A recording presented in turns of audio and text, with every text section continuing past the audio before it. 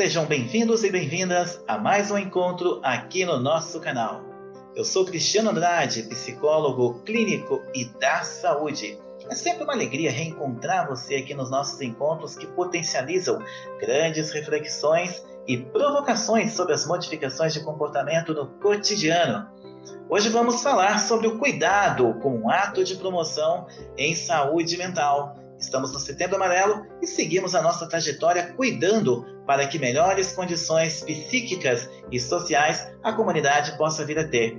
Mas antes de falarmos sobre a temática, quero te convidar a se inscrever no nosso canal, curtir o nosso vídeo, compartilhar e deixar ativado a notificação para que você possa estar sempre por dentro das novidades que nós estamos postando aqui.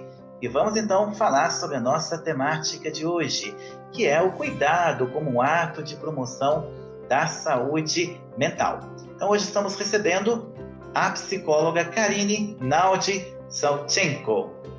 A gente tem visto muitas reproduções de cenas de jovens, adolescentes, até mesmo crianças, nessa volta efetiva das aulas presenciais, que é um outro assunto extremamente sério que eu não posso deixar de abordar aqui contigo, passando por crise de ansiedade, e ao mesmo tempo, esses adolescentes que já estão com a saúde mental fragilizada começam a se automutilar e por aí vai, com N outras formas de sofrimento psicológico. Nesse sentido, a gente pensando que eles estão desorganizados, mas também as famílias e os profissionais das instituições estão assim desorganizados. Olhando para esse aspecto, pensar em reorganizar é uma tarefa muito exigente, mas pensar em dar um mínimo de conforto para que possam ter uma saúde mental um pouco melhor é nosso papel. Como que você acha que a psicologia pode intervir nesse sentido, Karine?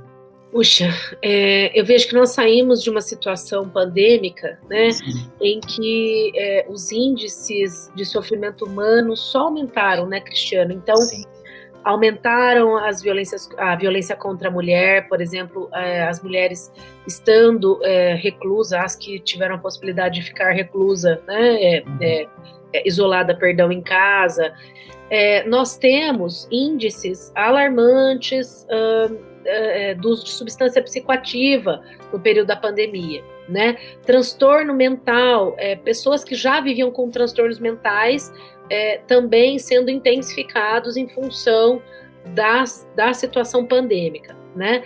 Então, nós temos notado hoje, tanto em qualquer âmbito do ensino, né? Desde o ensino infantil às universidades, as pessoas vivendo esse rebote, o efeito da pandemia, né? Bom, eu vejo que, mais uma vez, se as políticas públicas estivessem estruturadas a ponto de dar condição, né, para atuar nesses transtornos, bom seria, né? Mas eu vejo que talvez, assim, os educadores têm uma tarefa importante, que é de observar o comportamento, vou dizer, daquela criança, tá? Mas os educadores estarem atentos aos comportamentos, sinalizar quando de repente algo tiver incomum, entende? Então, sim, assim, sempre com um olhar assim mais atento, mais clínico, né? Eu acredito que esse tipo de espaço que você promove aqui, Cristiano, é um espaço importante, porque a gente disponibiliza informação, né? Então, assim, facilitar a informação, estar diante do público, diante das pessoas que estão em sofrimento, né? Estratégia, existem vários serviços que seguem acontecendo de forma online, né? Que, de certo modo, dão vazão aí para esse tipo de sofrimento. Então, eu vejo que são frentes de atuação que, de certo modo, acabam subsidiando aí esse momento em que, mais uma vez, se as políticas públicas estivessem vigentes e dando conta dessa situação, talvez não estivéssemos aqui pensando em alternativas, né? Mas eu vejo que a atenção do educador para essa criança, facilitar por parte da psicologia as informações e também lançar mão de serviços, seja das clínicas escolas, das universidades, ou os serviços que nós encontramos aí, os serviços de qualidade acontecendo online, né? Perfeito. É tão interessante você colocar a questão da clínica escola, porque muitas vezes a comunidade nem sabe do quão importante o serviço ofertado na clínica escola é, né? Muitas vezes não tem uma divulgação e também muitas vezes não levam tão a sério porque são estagiários. São estagiários e estagiários, mas são supervisionados por nós, pela Karine, por mim e por ele e outros profissionais que estão aí à frente da formação de novas psicólogas e de novos psicólogos que podem entregar para a comunidade, sem dúvida nenhuma, uma devolutiva em forma de promoção da saúde mental. Então, assim, já que as políticas públicas não cumprem o seu papel, nós, enquanto políticas pedagógicas, ao nosso modo, fazemos essa parte, né, Karine? É verdade. E assim a gente vai resistindo. E por falar em resistência, eu vejo que muitas vezes falar sobre o suicídio em si provoca uma grande resistência, tanto nas famílias quanto nos educadores. Mas é um tema de extrema importância a ser discutido, né? Afinal de contas, se não falar sobre, o risco está ao nosso lado e a gente não está fazendo estratégias de enfrentamento. Agora, falar de uma causa apenas pelo suicídio ou para o suicídio parece ser pouco, né, Karine? Então eu fico pensando, do ponto de vista psicológico, principalmente da psicologia clínica e da saúde, ao seu ver, quais são os principais sinais que as famílias e os educadores devem ficar atentos nos comportamentos das crianças e dos adolescentes? Bom, eu acho a sua colocação, eu acho fundamental, Cristiano, porque assim, do mesmo modo que eu disse sobre os educadores, né, a gente precisa pensar em comportamentos que destoam do comum, assim, né? Então, aquilo que a criança não estava apresentando e de tempos para cá começou a apresentar: o choro constante, alimentação desregrada, sono desregrado, né? Um embotamento, uma posição de embotamento. Então, a criança e o jovem começam a ficar num ostracismo, mais recolhido, sem muito se comunicar, né? E aí é interessante pensar que, assim, são sinais, são indícios de que alguma coisa está diferente. Porque eu vejo que, assim, nós, adultos, né, de certo modo, temos essa condição de pedir ajuda, de dizer, olha, não estou bem. Agora, a criança e, de certo modo, o adolescente, ele não consegue, muitas vezes, verbalizar o pedido de ajuda como eu e você. Então, ele vai demonstrando isso a partir do seu próprio comportamento, né? E aí resta-nos observar aquilo que está diferente, aquilo que ele apresenta que não é comum, né? Mas o que a gente está conversando é que são mudanças radicais e que provocam comportamentos não esperados na rotina dessa criança, desse adolescente, dessa família como um todo. Mas é curioso, né, pensando nessa lógica, que ainda há um tabu no entorno da abordagem dessa temática, né? A família se sente angustiada em como pedir socorro, a escola não sabe como falar, que hora que falar. Por que será que esse tabu ainda é reforçado, Karine? Eu vejo porque a gente não consegue lidar com as nossas dificuldades, emoções, sofrimento, né, Cristiano? Porque o suicídio, o ato de dar cabo da vida, ele, de certo modo, ele expressa, ele é o símbolo do sofrimento tamanho, né? É importante pensar que o senso comum coloca, né, o suicídio como um ato de falta de coragem, e absolutamente não tem nada a ver, né? E aí eu vejo que, de certo modo, nós afastamos essa temática justamente porque não damos conta de falar sobre os afetos, né? Nós somos uma sociedade que que dificilmente olha para as emoções, que dificilmente olha para as dificuldades, né? E cada vez mais que nós vamos fazendo isso, a gente vai adoecendo. Porque quando deixamos de ser quem somos, nos tornamos algo coisificado, produtificado, e aí não somos mais essencialmente aquele que viemos a ser e a nos desenvolver ao modo como damos conta. Agora, eu fico reparando muito, tanto na mídia, quanto até mesmo nas vivências em instituições onde vou transitando, o pedido de socorro vem na hora extrema, né? E o falar sobre se manifesta após algum acontecimento que anteriormente se desvelou.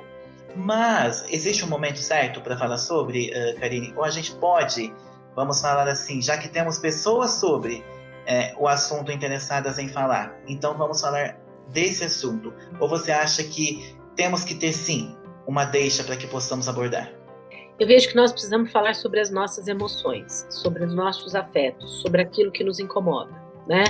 E aí, Cristiano, não é possível tratar sobre esse assunto se nós não falamos da importância da psicoterapia como uma via de acesso para lidar com as emoções, né? A psicoterapia é o lugar apropriado em que falar de si é legitimado, né? Então, falar daquilo que incomoda, fazer esse processo de autoconhecimento, tentar entender essa correlação eu-mundo, né? E o que isso reverbera em nós, é o lugar mais apropriado. Então, o profissional psicólogo é aquele que vai dar conta de tratar as emoções. É interessante que dias atrás eu vi um post que era uma provocação numa rede social que dizia assim: minha terapia é essa, qual é a sua terapia? Terapia é terapia, gente. Psicoterapia é psicoterapia. Atos terapêuticos todos nós temos. Uma caminhada ao ar livre, uma leitura agradável, brincar com o nosso animalzinho de estimação, mas terapia é terapia. É nesse lugar em que a gente vai se conhecer e saber dos nossos afetos, né? E é onde nós podemos nos autorizar a ser o que de fato somos, porque não tem julgamento, tem compreensão e tem, ainda que não respostas prontas, e ainda bem que não, mas tem uma vontade de se buscar um compreender, o que já é muita coisa boa. Karine, nosso bate-papo tá uma delícia. Eu, por mim, continuaria com mais encontros aqui. É claro que eu vou querer conversar com você mais vezes sobre outras temáticas, mas o nosso tempo está se direcionando para a reta final. Quero deixar o espaço aberto para suas considerações finais e suas orientações para o público que nos assiste. Cristiano, olha, é uma satisfação poder falar com você, fazer uma psicologia que eu acredito que é uma psicologia que precisa acessar a todos, né? Sim. Eu tenho dito esse ano que esse ano eu completo 20 anos de formada, né? Parabéns. Obrigada. E para mim, assim, tem sido grandes bodas, né? Porque a psicologia é um espaço em que eu me realizo a fazer o que eu não sei o que seria de mim se não fosse, né? Mas eu acredito numa psicologia extramuro consultório, ainda que seja psicóloga clínica durante todos esses 20 anos, né? Eu acredito que essa sua empreitada de levar a informação é fundamental, né? Eu acredito que quando estamos com uma dificuldade, um problema, precisamos pedir ajuda. Isso é da ordem do humano, né? Nenhum de nós consegue solucionar grandes questões se não for por uma ajuda mútua, né? Então, pedir ajuda em uma situação de sofrimento nos faz mais humanos, né? Então, eu vejo, Cristiano, que se eu posso deixar com uma palavra final, é isso, né? Em uma situação de sofrimento, peça ajuda. Isso é por você e pela sua vida. Parece até redundante, parece clichê, mas é verdade. Nós não somos ilhas para poder vivermos sozinhos, e quando estamos ombro a ombro e lado a lado, a tarefa fica mais leve e a gente aprende a entender que tem mais um sentido de vida pela frente, assim como fizemos aqui. Essa nossa construção, essa troca que muito me nutriu, que muito me potencializou. Karine, muito obrigado pelo aceite mais uma vez, por ter doado a sua contribuição aqui a nós, que inclui a mim e ao nosso público. É muito bom termos profissionais sérias, comprometidas e humanas como você na construção da nossa psicologia brasileira. Muito obrigado. Volte sempre, o espaço do nosso canal vai estar sempre aberto para você retornar. E aí de casa, você que tem alguma dúvida para dialogar com a Karine, você pode segui-la no Instagram, que está aqui na descrição do nosso vídeo. Se tiver algo para me perguntar também, pode me seguir no Instagram. Por hoje é só, até o nosso próximo encontro. Fiquem bem!